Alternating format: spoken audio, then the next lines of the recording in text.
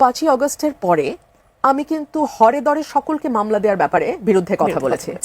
অনেকে বলে যে সেই সময় আমার কথাগুলো শুনলে মনে হয়েছে আমি আওয়ামী লীগের শেখ রুমিন, আপনি তো জানেনই আমাকে এই নামেও ডাকা হয়েছে, ট্রোল হয়েছে একদম। কিন্তু আমি চেয়েছিলাম যে শুভ বার্তাটা শুরু হোক, কাউকে না কাউকে তো থামতে হবে, তাই না?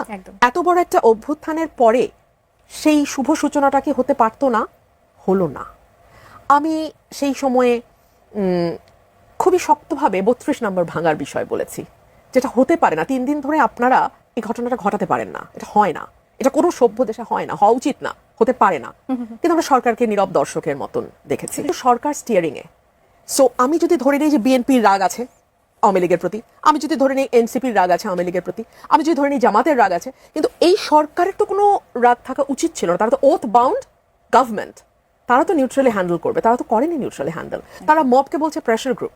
সো এই যে অসহিষ্ণুতাকে আরো শানিত করবার চেষ্টা, সে কারণেই আজকে যখন ভিন্ন মতের কেউ দাঁড়ালে সে কি বলছে না বলছে শুনে আমরা দ্রুত বলে দেই সে ধর্ম অবমাননা করছে, কিংবা যখন আমরা তোফায়েল আহমেদের মতন ব্যক্তির মৃত্যুতে রাজনীতি অপরাজনীতি হতে দেখি, যখন আমরা দেখি যে ওনাকে ভোলায় নেওয়া যাবে না বলে একটা দল আওয়াজ তুলছে এবং তারা বিএনপির অঙ্গ সংগঠন, মাদার অর্গানাইজেশন হিসেবে এবং গভর্নমেন্ট পার্টি হিসেবে বিএনপির কি বিষয়টা দেন অ্যান্ড দেয়ার স্টপ করা উচিত ছিল না?